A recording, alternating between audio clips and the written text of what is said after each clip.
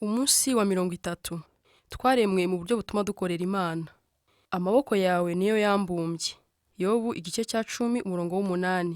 Abantu niremeye ubwanjye ngo berekane ishimwe ryanjye. Yesaya igice cya 43 umurongo wa 21. Waremewe gukorera Imana. Buri kintu cyose Imana yashyize ku isi yagihayeho kirusha ibindi ubushobozi bwihariye. Inyamaswa zimwe ziriruka, izindi zikagenda zisimbagurika, izindi ziroga, izindi zizi gucukura imyobo, izindi ziraguruka. Buri imwe ifite uruhare rwayo ku isi bitewe n'uko Imana yayiremye. Ni nako bimeze ku bantu. Buri wese muri twe Imana yamubumbye mu buryo bwihariye, ari byo nise kugira isura, kugira ngo ashobore gukora ibintu bimwe na bimwe. Mbere y'uko abubatsi bashushanya inzu nshya, barabanza bakabaza ngo iyi nzu igenewe iki? Izakoreshwa ite? Umurimo inzu yagenewe niwo utuma bayiha isura runaka. Mbere yo kukurema, Imana yabanje guhitamo uruhare ishaka kuzagira ku isi. Yateguye neza uko yashakaga ko uyikorera, hanyuma ikubumba ku buryo uzasohoza iyo mirimo. Uteye uko uteye kuko waremewe umurimo wihariye. Bibiliya iravuga ngo turi abantu Imana yaremye ituremeye imirimo myiza muri Kristo Yesu. Ijambo ry'icyongereza poem, igisigo rituruka ku ijambo ry'ikigiriki rivuga kimwe na ririya jambo abo Imana yaremye. Wowe uri ikiremwa gihambaye cy'ubugeni bw'Imana. Ntabwo uri nk'igikoresho cyakozwe hamwe n'ibindi byinshi bisa nacyo nta kubitekerezaho. Wowe waremwe wenyine, waremwe mu buryo bwihariye, nta wundi muhuje, bityo uri ikiremwa cyaremanywe ubuhanga nta kindi musa. Imana yabikoze ibigambiriye, ikubumba mu buryo bwihariye kuko yari ifite umurimo wihariye iguhamagariye. Yatoranije neza kandi ivangavanga neza ibyo yakuremesheje. Dawidi yajyaga ahimbariza Imana uburyo yitaye kuri buri kantu ubwo yamuremaga agira ati, waremye imyanya yo muri jye imbere aho ntabona, unteranya neza mu nda ya mama.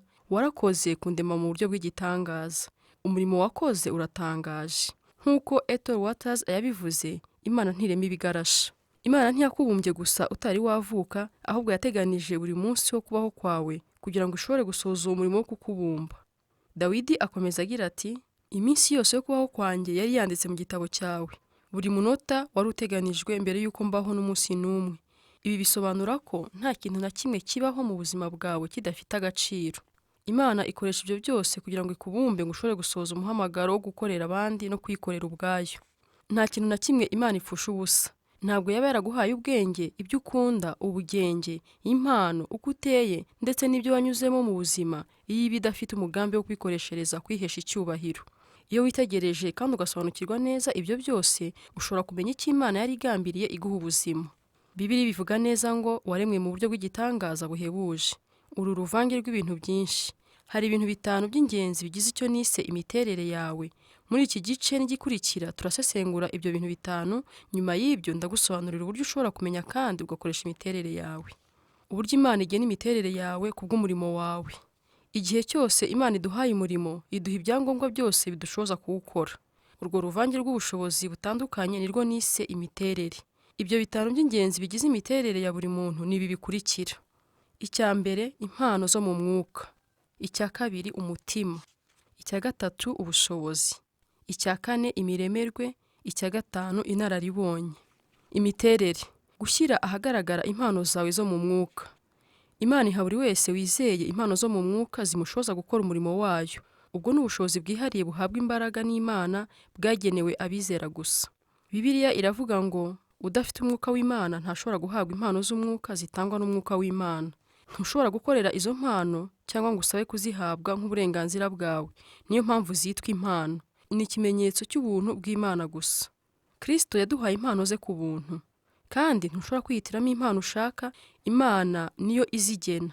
Pawulo yabisobanuye agira ati, umwuka wera wenyine niwe utanga izo mpano, niwe ugena impano agabira buri muntu. Kuko Imana ikunda ibintu binyuranye kandi ikaba yifuza ko buri wese aba afite umwihariko we, nta mpano n'imwe uzasanga isangiwe n'abantu bose. Nanone nta muntu n'umwe uhabwa impano zose. Uramutse ugize impano zose ntabwo wakenera abandi, kandi ibyo byaba byishimwe mu ntego z'Imana yo kutwigisha gukundana no gukenerana. Impano zawe ntabwo waziherewe inyungu zawe bwite, ahubwo ni ukugira ngo zigirire abandi umumaro nk'uko abandi nabo bahawe impano kugira ngo bakugirire akamaro. Bibiliya ibivuga neza ngo umuntu wese ahabwa impano y'umwuka kugira ngo itorero ryose rifashwe. Imana yabigennye ityo kugira ngo tujye dukenerana. Iyo dukoresheje impano zacu hamwe, twese turunguka. Iyo hari abadakoresheje impano zabo, baba batwibye, kandi nawe iyo udakoresheje izawe uba ubibye. Niyo mpamvu dutegekwa kumenya kandi tugateza imbere impano zacu zo mu mwuka. Ese waba warigeze ufata igihe ngo uhishurirwe impano zawe? Impano igifungiye muri ambaraje nta kamaro iba ifite. Igihe cyose wirengagije aya mahame ku bijyanye n'impano bitera ibibazo mu itorero. Ibibazo bibiri bikunze kuboneka ni ishyari ry'impano no kwishushanya ku mpano z'abandi. Ikibazo cya mbere kivuka iyo dutangiye kugereranya impano zacu n'iz'abandi, tukumva tutanyuzwe n'ibyo Imana yaduhaye, tugatangira gusharira no kugira ishyari kuko Imana ikoresha abandi. Ikibazo cya kabiri kibaho iyo dutangiye kwibwira ko buri wese yagombye kugira impano nk'izacu, agakora nk'ibyo twahamagariwe gukora, kandi akumva bimutwaye umutima nk'uko bidutwaye umutima. Nyamara Bibiliya itwibutsa ko hariho uburyo bwinshi bwo kugabura iby'Imana, ariko umwami dukorera ni umwe. Rimwe na rimwe impano z'umwuka zishyirwa imbere cyane, zigakingiriza ibindi Imana ikoresha mu kugutegurira gukora umurimo wayo. Impano zawe zerekana agace gato gafasha kumenya ubushake bw'Imana ku murimo wawe, ariko ntabwo arizo zonyine zigize ibyangombwa ukeneye ngo ukorere Imana. Imana yakubumbye yongeyemo ibindi bintu bine by'ingenzi. Imiterere yawe, gutega amatwi umutima wawe. Bibiliya ikoresha ijambo umutima ishaka kuvuga ibintu byinshi birimo kwifuza, ibyiringiro, ibyo ushishikarira, ibyo ugambirira, inzozi z'ubuzima n'ibyo ukunda. Umutima wawe niwo soko y'ibigukoresha, ibyo ukunda n'ibyo uhangayikira kuruta ibindi. None munsi mu mvugo isanzwe, ni muri ubwo buryo dukoresha iryo jambo iyo tuvuze ngo ndagukunda n'umutima wanjye wose. Bibiliya iravuga ngo nk'uko amazi yerekana mu maso h'umuntu nk'indorerwamo, niko n'umutima ugaragaza uko umuntu ateye.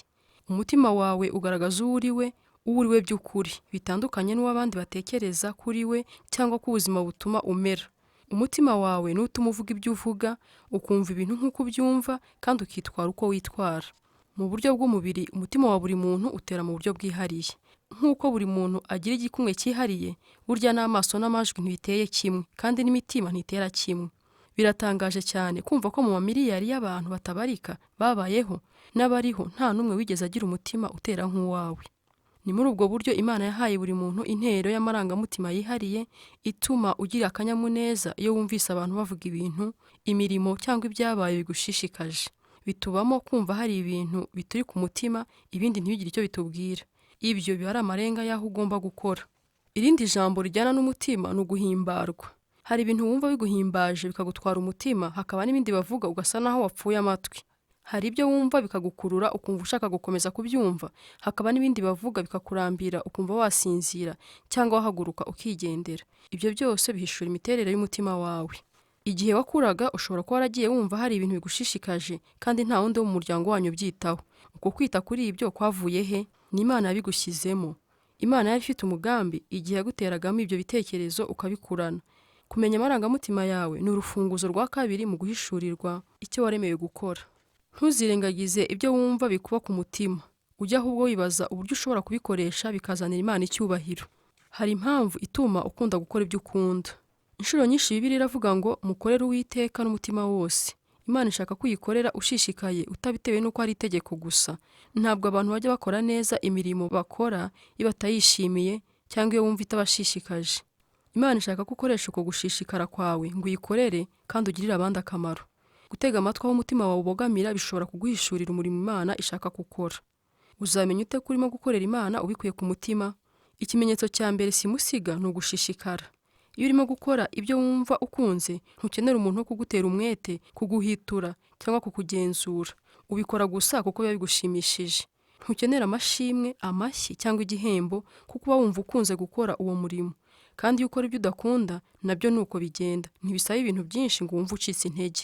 Icya kabiri kiranga gukorera Imana bivuye ku mutima ni umusaruro. Igihe cyose ukora ibyo Imana yakuremeye gukunda, ubigiramo ubushobozi bwinshi.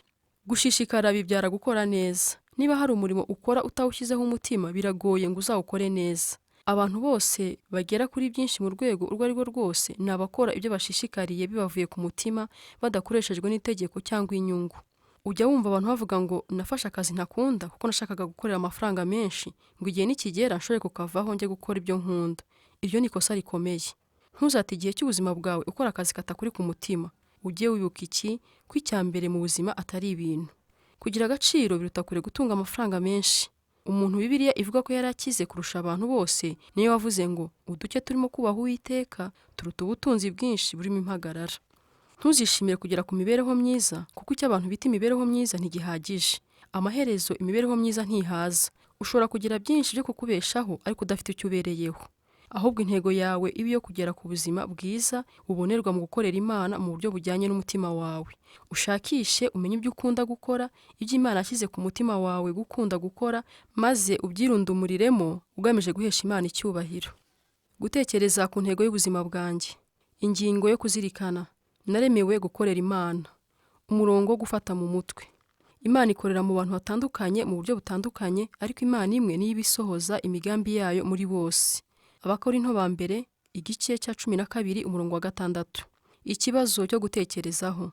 Nubuhe buryo nshobora gukorera abandi nshishikaye kandi mu buryo numva nkunze?